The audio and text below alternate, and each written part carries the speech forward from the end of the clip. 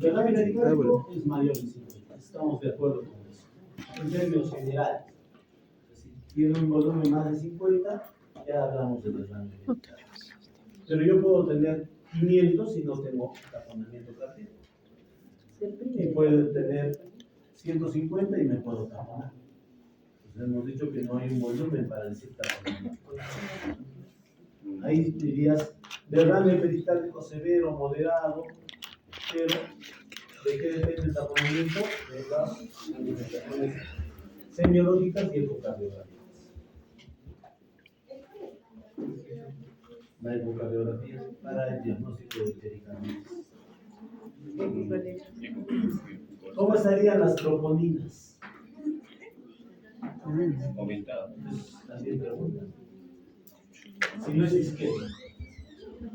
No está Podrían aumentado. estar normales. En algunos pacientes por la inflamación se elevan. Y cuando se elevan, si es derrame pericárdico o pericarditis, se llama perimiocarditis. O sea, inflamación del pericardio y más el miocardio.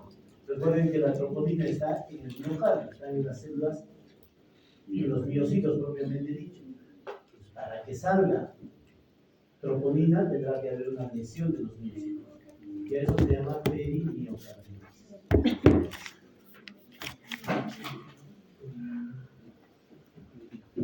Pero no debe haber curva enzimática. Eso es lo que vamos a hablar en las dos clases en la cardiopatía isquémica.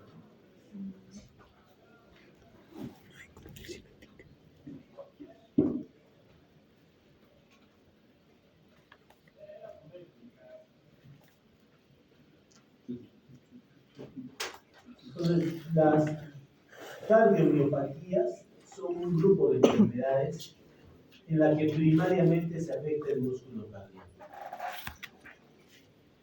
No son consecuencia de enfermedades congénitas, no son consecuencia de enfermedades valvulares, adquiridas o enfermedades coronarias, pero podrían tener una concomitancia. Tampoco es secundaria a hipertensión arterial, que eso sería una cardiopatía hipertensiva, o a afecciones pericárditas. Es un grupo entonces muy heterogéneo de enfermedades asociadas a una disfunción en la funcionalidad exclusiva del corazón, en la sístole, una función mecánica o eléctrica, que usualmente exhibe hipertrofia ventricular inapropiada o dilatación debido a una variedad de causas que frecuentemente son genéticas. Una hipertrofia ventricular inapropiada o una dilatación ventricular por una variedad de causas genéticas. Y las cuatro grandes cardiomiopatías están ahí, tan claritas como pueden ver. Una, cardiomiopatía dilatada, ¿no? Dilatada. La cardiomiopatía dilatada, que puede ser, y generalmente es principalmente del ventrículo izquierdo, pero no es único. Entonces hay una dilatación del ventrículo derecho. Hay una dilatación del ventrículo izquierdo o derecho, ¿no? Con alteración, o sea, disminución de la función sistólica del ventrículo afectado, generalmente el izquierdo, ¿no? Con signos de insuficiencia cardíaca,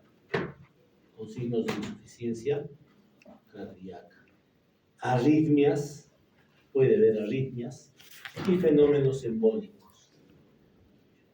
La segunda sería la cardiopatía restrictiva, ¿no? La segunda, la 2, que es la formación de una escara endomiocárdica, o sea, una fibrosis endomiocárdica, o una infiltración miocárdica que resulta en la restricción del llenado del ventrículo izquierdo. Entonces, la restrictiva produce una restricción del llenado del ventrículo izquierdo. ¿Puede haber del lado derecho? Puede haber del lado derecho. ¿Es muy frecuente? No. Tercero, la cardiomiopatía hipertrófica. En la cardiomiopatía hipertrófica es la hipertrofia, o sea, el engrosamiento ventricular desproporcionado, especialmente del ventrículo izquierdo. Es una hipertrofia ventricular desproporcionada del ventrículo izquierdo, que generalmente involucra al septum más que a la pared libre, pero puede afectar a las dos. Y esta puede estar acompañada o no de una gradiente de presión intraventricular sistólica, ¿no? Que esto se puede producir en el tracto de salida del ventrículo izquierdo. Entonces el septum, a nivel de ya donde va a salir la aorta, se vuelve muy grueso y eso puede producir el aumento de la gradiente y comportarse como una estenosis aórtica. Y generalmente no hay dilatación de la cavidad ventricular izquierda. O sea, es más hipertrofia, no hay dilatación. Esas son las tres más importantes, aunque siempre tocan una cuarta, que es la displasia arritmogénica del ventrículo derecho, lo que no lo vamos a tocar. Eso es más de especialidad. Entonces, si tenemos esas tres, podremos ver aquí las tres variedades. Arriba, lo normal, ¿no?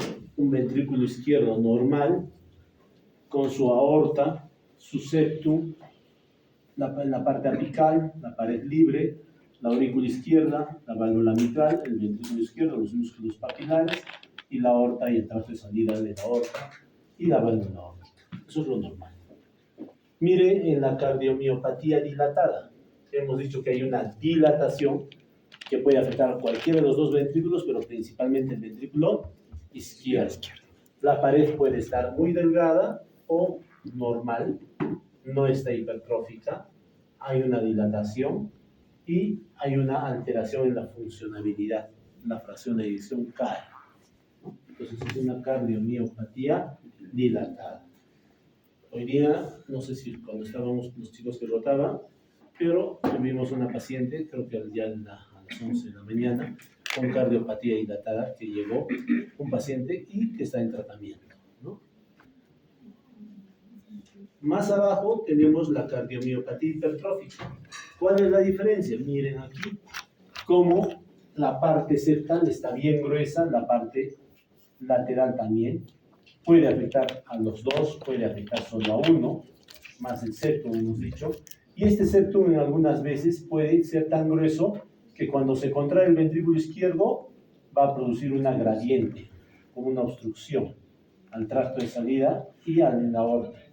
Y esto puede producir incluso por ese volumen y esa fuerza puede jalar el velo anterior de la válvula mitral. Y ese es el movimiento anormal del septum o del sistólico del velo anterior de la válvula mitral, el SAM, que muchas veces dicen, ¿no? Entonces ese movimiento con sístole, esto debería quedarse ahí, ¿no? Debería cerrarse en sístole la válvula, pero a veces se jala y queda una insuficiencia mitral. Y el septum generalmente está bien grueso, ¿no? Y la cardiomiopatía restrictiva, en la que puede estar levemente engrosado, pero no se dilata, ¿no? Y no, su alteración es propiamente en el llenado, en la diástole. No se olviden esos tres tipos de cardiomiopatías. Entonces, para verlo aquí, podemos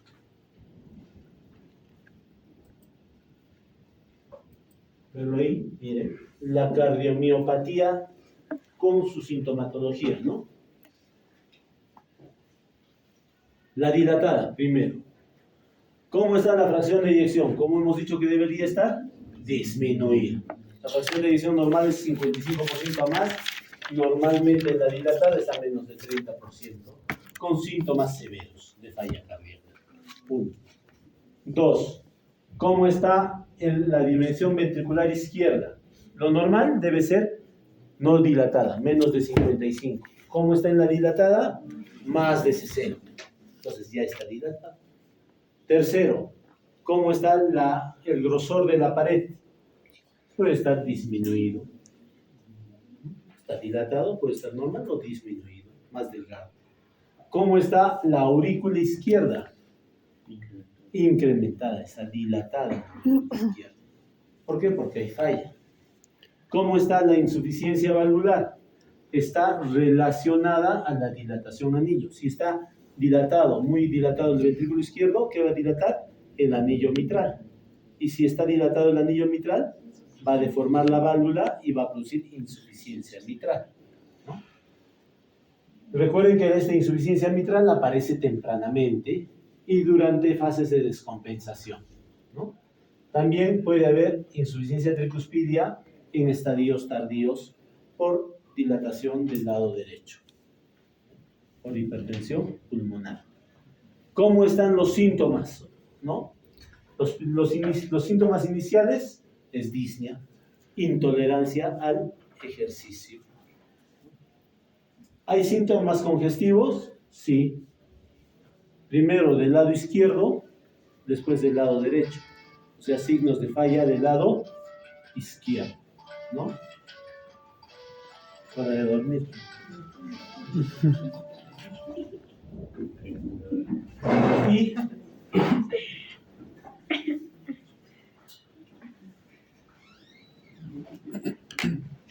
Y en adultos jóvenes puede estar los síntomas congestivos menos que en los adultos mayores. ¿Hay arritmias en la cardiomiopatía dilatada? Sí, y hemos tocado en la anterior diapositiva que hay arritmias. Taquiarritmias, bloqueos de conducción, especialmente en los pacientes que tienen enfermedad de Chagas. Chagas produce cardiomiopatía dilatada. O en algunas cardiomiopatías familiares. Y también tenemos la presencia de fibrilación auricular. No se olviden de eso. ¿Cómo estaría en la cardiomiopatía restrictiva? En la cardiomiopatía restrictiva, la fracción de eyección está levemente reducida, pero también puede haber reducido. La restrictiva generalmente a veces no se altera, pero puede haber casos que está bajado hasta 55, hasta 25, pero la mayoría está levemente reducida. Es decir, entre 40 a 50% la fracción de eyección. ¿Cómo estaría la aurícula, el ventrículo izquierdo? ¿No? Generalmente está normal, no está dilatado, es menos de 60 milímetros, pero puede estar también ligeramente dilatado, no es mucho. ¿Cómo estaría para que podamos entender? ¿Cómo estaría la pared ventricular? ¿Estaría normal o levemente incrementada? Porque como es restrictiva, puede ser por alguna, por ejemplo, amiloidosis y otras, y puede estar levemente incrementada, pero también puede estar normal. ¿Cómo está la aurícula izquierda? Está dilatada. Los dos están dilatados, ¿no?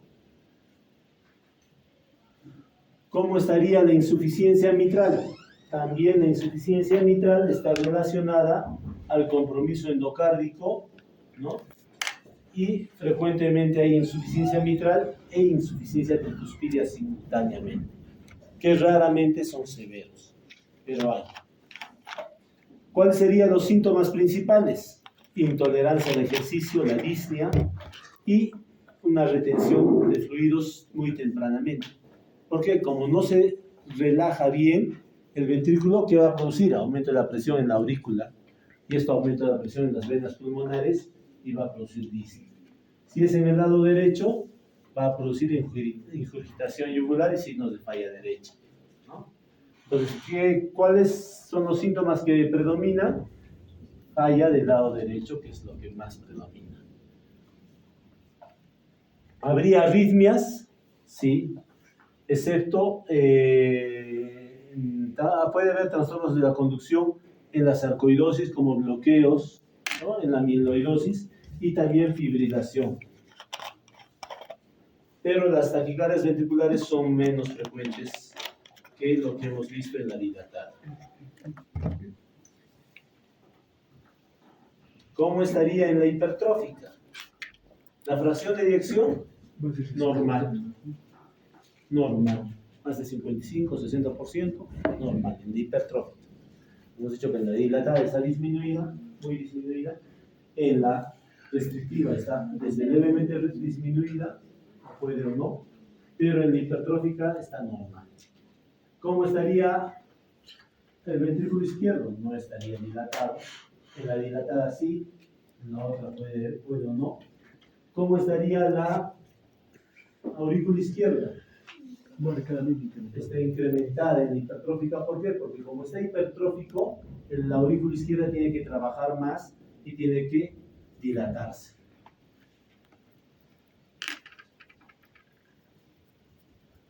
¿Cómo estaría la insuficiencia mitral? Está relacionada al septum y a la válvula. Si hay mucha hipertrofia en el septum, vamos a producir ese movimiento sistólico anterior del septum, del velo anterior de la válvula mitral, en sístole, y va a producir insuficiencia mitral, ¿no? Y esta insuficiencia mitral puede ser leve o moderada, todo depende. La aurícula izquierda, el grosor del ventrículo de la aurícula izquierda o del ventrículo izquierdo, ya hemos dicho que el grosor debe estar marcadamente incrementado y la aurícula izquierda está incrementada y está relacionado a la normal. ¿Cómo estarían los síntomas? Intolerancia al ejercicio. Los tres tienen intolerancia al ejercicio, los tres tienen disney, ¿no? Y puede haber dolor de pecho. Y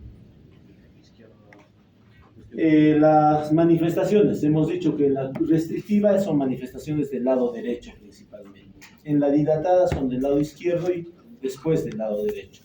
En la hipertrófica principalmente son congestión del lado izquierdo, ¿no? Principalmente, si es que y en las arritmias, taquiarritmias ventriculares, que son frecuentes, y fibrilación auricular. En las tres hay fibrilación auricular, más marcado en la hipertrófica y en la dilatada, ¿no es cierto? Más marcado. Y los que hay más bloqueos y menos arritmias ventriculares es en la restrictiva. Entonces, eso sería más o menos el resumen, para ver, diferenciar si está en la dilatada, si estás en la restrictiva o si estás en la hipertrófica, ¿no? En la dilatada, muy dilatado el ventrículo izquierdo, en la restrictiva o en la hipertrófica está disminuido, y en la restrictiva puede estar disminuido o levemente dilatado. Entonces, las cardiomiopatías, ¿cuál es su origen principal?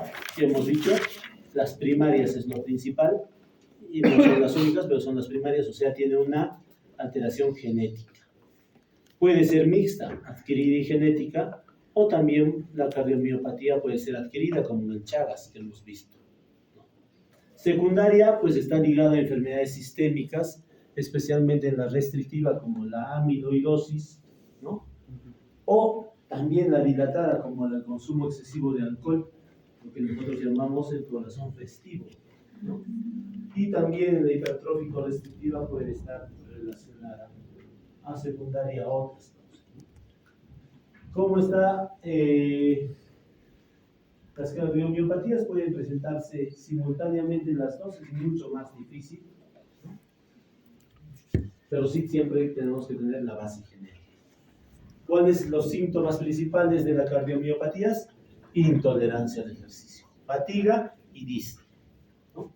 Tos, signos de falla cardíaca, ya hemos dicho, dilatada de izquierda, restrictiva derecha y la hipertrófica izquierda. ¿Hay insuficiencia en la válvula mitral, auriculoventricular? Sí, ya lo hemos mencionado y está relacionado. Más es frecuentes en la dilatada, pero también puede haber en la hipertrófica y en la restrictiva. ¿Puede haber dolor torácico? Sí, dolor torácico se acompaña más en la hipertrófica, como hemos dicho, y las arritmias más en las dilatadas y en las hipertróficas, supraventriculares y ventriculares que son. Hay eventos embólicos más en la dilatada, porque está dilatado y ahí se puede haber un remanso, pero puede haber. Y también están relacionadas, y hemos dicho que los tres se relacionan a la fibrilación auricular, y eso también está relacionado a fenómenos embólicos.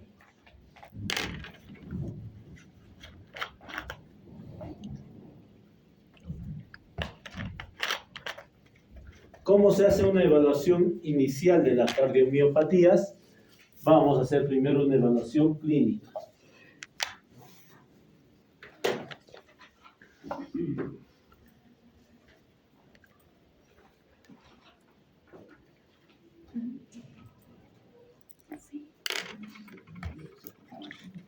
Un examen físico y una historia clínica completa si tiene antecedentes familiares que han tenido cardiopatías dilatadas y tiene disnea, piensa en cardiopatía dilatada, ¿no?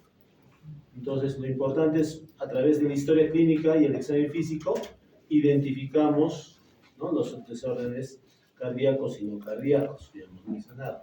Una historia familiar detallada de falla cardíaca, de cardiomiopatías, de miopatías esqueléticas, de desórdenes de la conducción, especialmente los que tienen amiloidosis, de taquiarritmias, de muerte súbita, eso es importante. La historia del consumo de bebidas alcohólicas en los pacientes con corazón festivo, ¿no?, o del uso de drogas ilícitas, ¿no?, como cocaína, marihuana, anfetaminas y otras. También es importante preguntar si ha estado en tratamiento de cáncer, porque la quimioterapia y la radioterapia podría llevar a una cardiomiopatía dilatada, que ya lo hemos mencionado. Ver también la capacidad de desarrollar sus actividades rutinarias y sus actividades diarias. Y ver el volumen, el estado de volumen, si hay edemas, la presión sanguínea, si hay ortostatismo o no, el índice de masa corporal, si hay obesidad o no. Dentro de los exámenes que debemos pedir, ahí están los exámenes que debemos pedir, ¿no? Un electrocardiograma, recordemos que puede haber arritmias, vamos a ver si hay dilatación, una radiografía de tórax, una ecocardiografía bidimensional, que eso es el gold estándar. Puedes pedir una resonancia magnética para ver la inflamación miocárdica. Hemos dicho que hay fibrosis en muchos de estos, y en la resonancia es lo donde vamos a ver. Dentro del laboratorio, pues, puedes pedir sodio, potasio, calcio, magnesio, o sea, todo que es electrolitos séricos. Test de la glucosa para ver si hay diabetes, la hemoglobina glicosilada. Ver cómo está la función renal. Recuerden que en la insuficiencia cardíaca hay alteración renal, como ver la creatinina, el nitrógeno, la urea. Ver cómo están las albúminas, las proteínas totales, las presiones hepáticas, un perfil lipídico, unas hormonas tiroideas, el hierro sérico, la saturación de transferrina, o si hay una infección urinaria, que esto descompensa la insuficiencia cardíaca, isoformas de la creatinasa y niveles de troponina cardíaca. Cuando hay falla cardíaca no es para ver infartos, sino cuando hay falla cardíaca, los que tienen peor pronóstico son los que tienen troponinas altas que los que no. Dentro de la parte hematológica, pues se pidan una hemoglobina, hematocrito, recuento de glóbulos blancos, que son un hemograma. Vean eosinófilos, porque en parásitos hay eosinofilia, ¿no? En parasitosis. Y velocidad de sedimentación globular.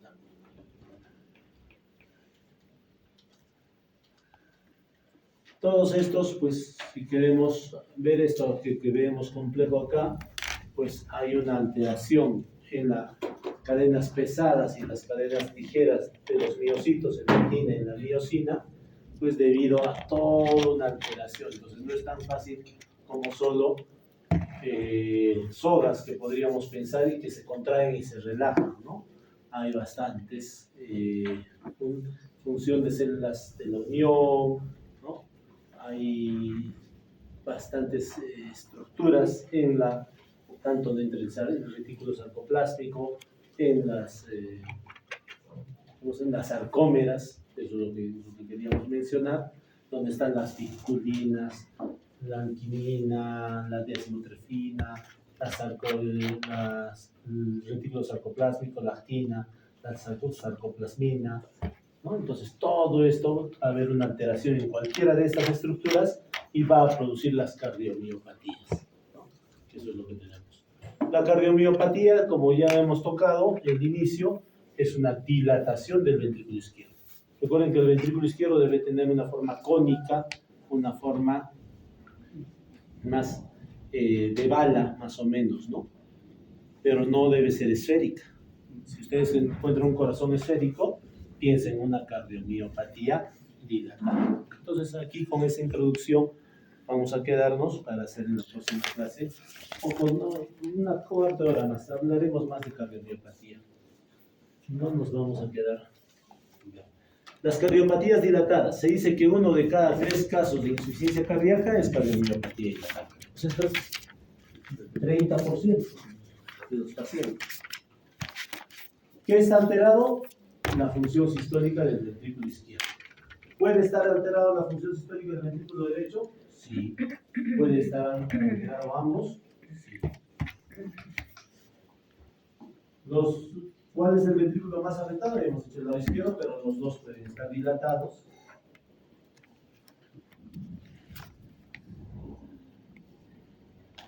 Y los síntomas de insuficiencia cardíaca vienen cuando hay remodelación o pueden estar presentes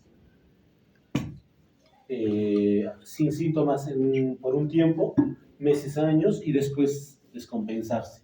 Y lleva a la insuficiencia mitral.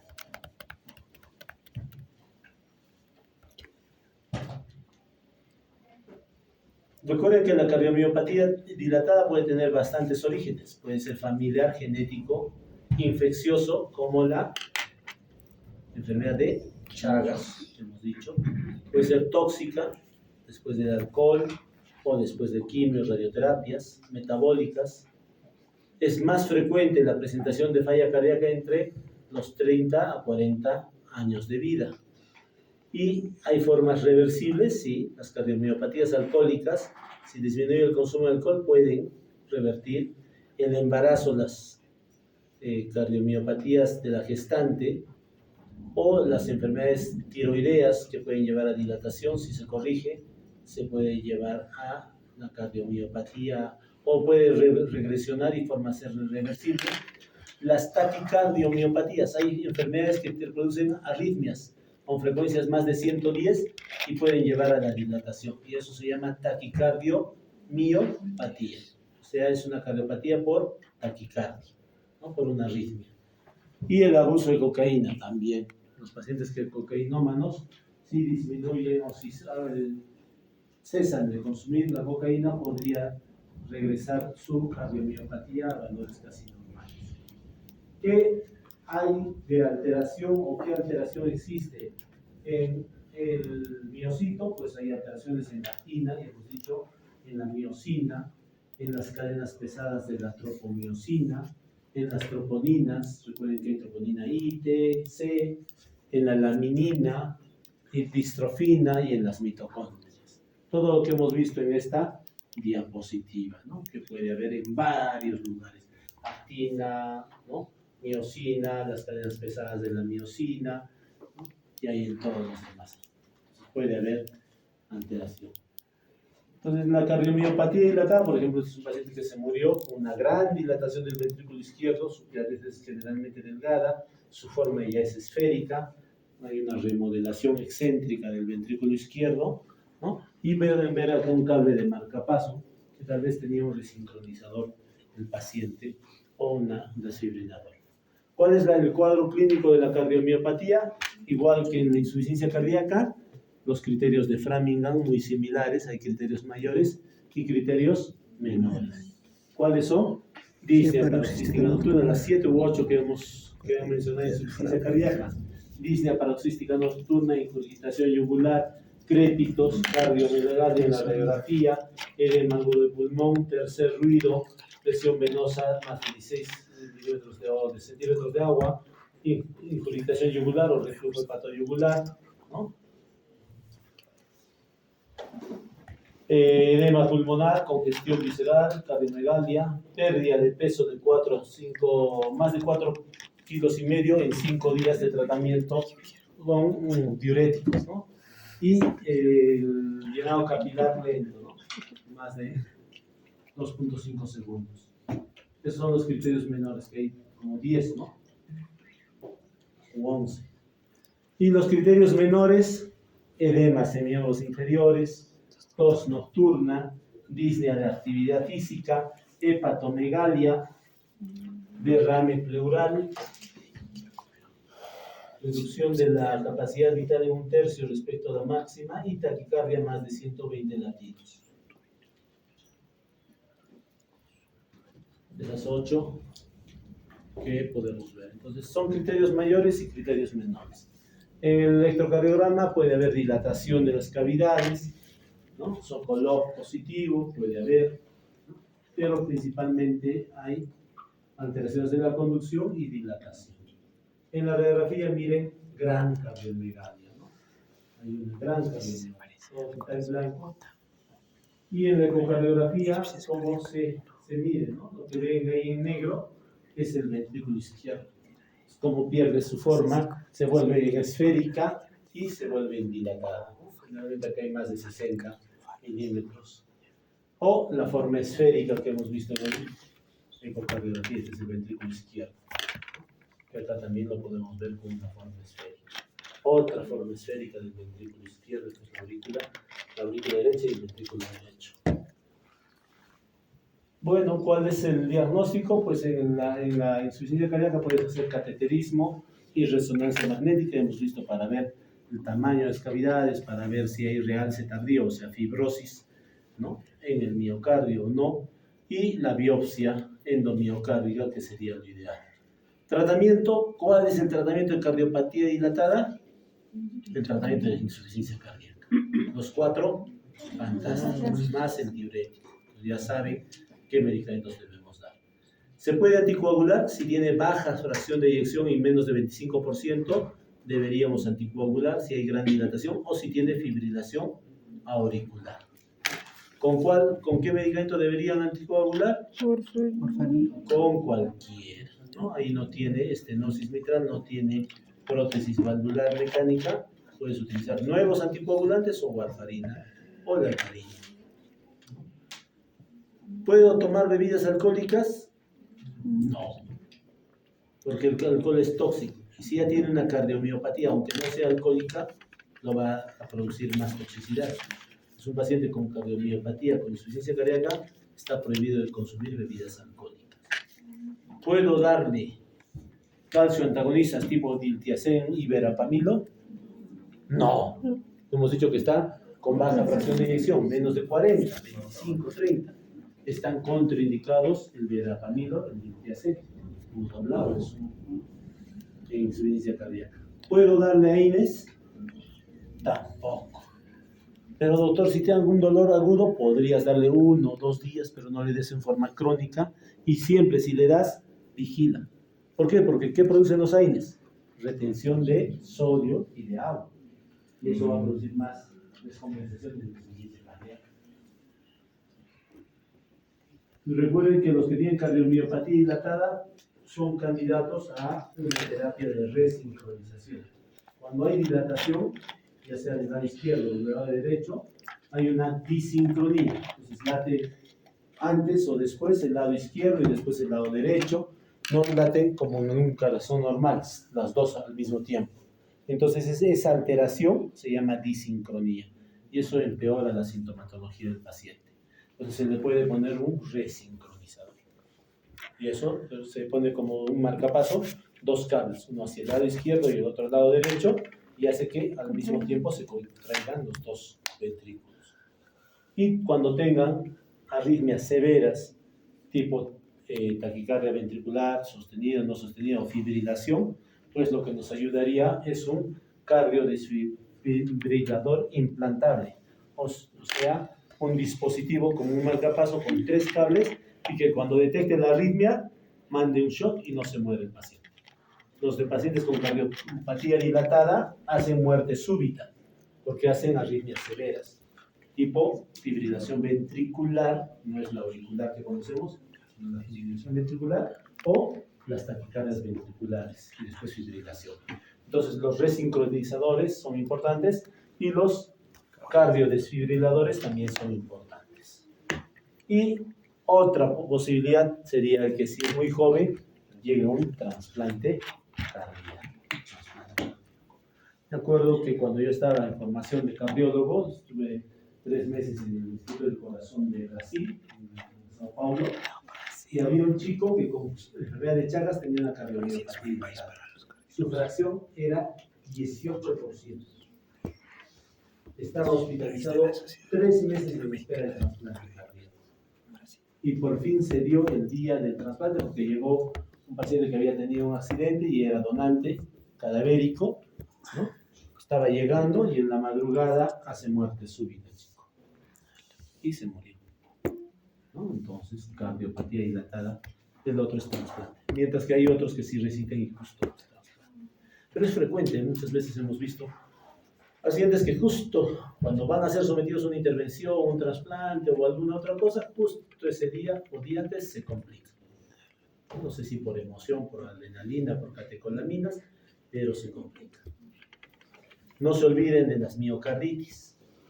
La miocarditis es una inflamación aguda del miocardio, secundaria a un proceso generalmente viral. Es un proceso inflamatorio, pero puede ser atribuido a un proceso infeccioso, ya sea viral o no, o por una invasión directa, con toxinas cardíacas, que pueden ser unas respuestas inflamatorias crónicas, ¿no?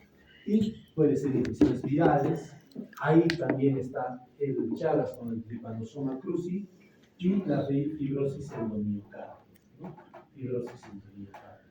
Entonces, dentro de las cardiomiopatías dilatadas hay otras, ¿no? Que son por toxicidad, o sea, la gran parte es anticuerpos y otras cosas, pero puede haber por infecciones, por virus, por citoquinas, anticuerpos y todo eso, y puede llevar a la cardiomiopatía dilatada, que es la patología crónica. Buenas tardes.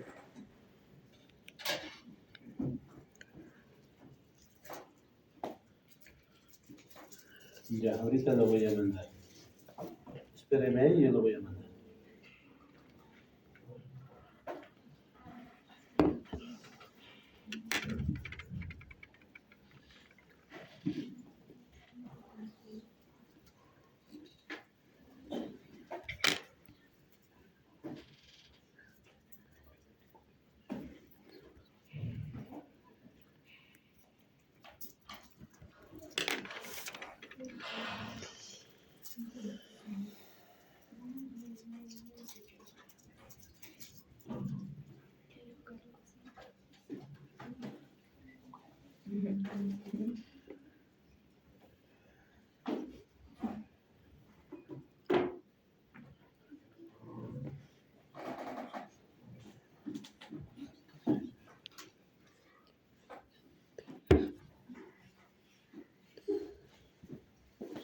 Entonces, ¿cuáles son? Hay predisposición para la miocarditis, predisposición familiar, los que han tenido pericarditis anteriores pueden tener.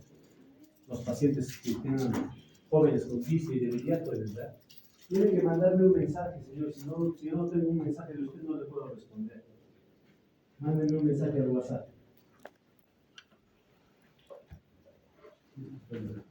Entonces, también, ¿cuál es la característica? Pueden tener dolor torácico, taquiarritmias supraventriculares y ventriculares, pueden hacer eventos embólicos o puede haber una miocarditis aguda fulminante. Hace muchos años me acuerdo que tuve una paciente que estaba en el Señor de Huanca, había llegado con su familia en su carro, había mucha gente, estaba un poquito adentro del templo y comenzó a sentirse falta de aire, comenzó a sentir disnea, malestar. Todo eso lo estaban sacando y se sincopó, se desmayó. La trajeron al seguro y tenía un bloqueo de 3er grado y era secundario una miocarditis. No recuperaba, se le mandó al INCOR, esa vez no poníamos el marcapaso y en el Instituto del Corazón le hicieron, le llegaron a poner marcapaso y le dieron anticuerpos nucleares y otras cosas para una miocarditis. Y encontraron que era una secundaria una miocarditis por un proceso viral, ¿no? Entonces también puede haber. Eso pues es lo normal del tejido miocárdico, debe ser así todo, pero acá ya tenemos bastante procesos eosinófilos y células inflamatorias. Entonces hay un daño de la miocarditis viral, ¿no? Hay algunas miocarditis subclínicas, es posible que aparezcan. Los síntomas no están muy bien establecidos, pero sí los biomarcadores salen alterados, troponinas altas, electrocardiogramas alterados, la fracción de eyección cae y hay alteraciones en la imagen.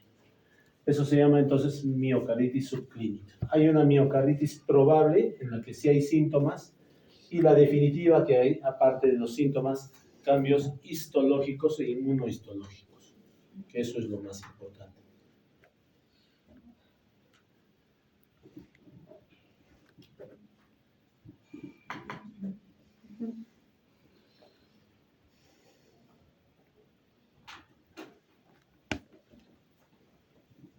¿Cuál es el tratamiento? Igual que en insuficiencia cardíaca, estabilizar los síntomas, estabilizar el estado hemodinámico, diuréticos, si está con caída de la presión arterial en un patrón frío que hemos mencionado, inotrópicos, vasopresores, ¿no? Inmunosupresores, si es que hay alguna reacción a la miocarditis. El pronóstico es desconocido, algunos mejoran, algunos se curan totalmente y algunos se quedan con falla cardíaca y unos pocos mueren, ¿no? Y el tratamiento neurohumoral que es indefinido. Dentro de esto no se olviden del Chagas, que es una enfermedad autoinmune o es una enfermedad parasitaria, que es la causa más común de los parásitos. Y miren aquí también está el Perú, ¿no? Con la enfermedad del Chagas. En rojito, ¿no? Más Arequipa, un poco de Abancaya, Purima y algunas otras zonas.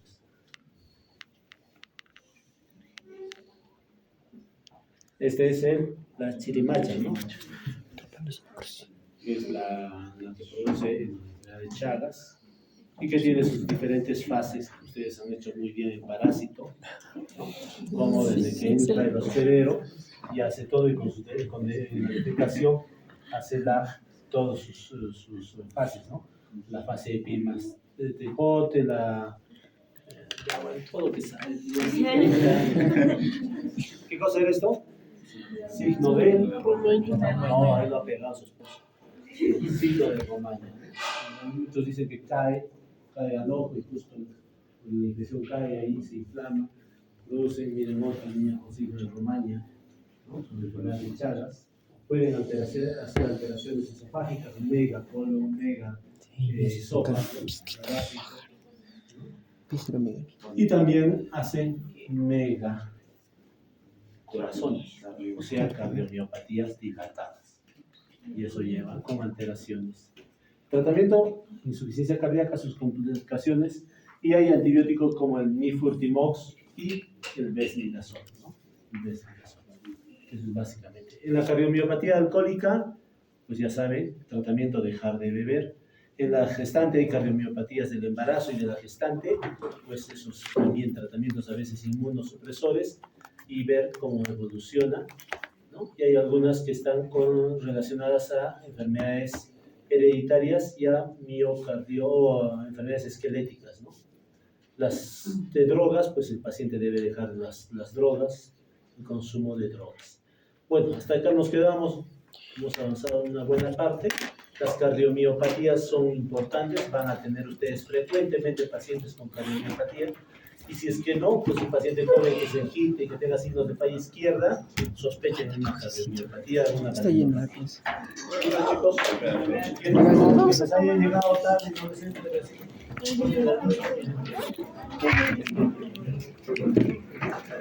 Gracias, Machete.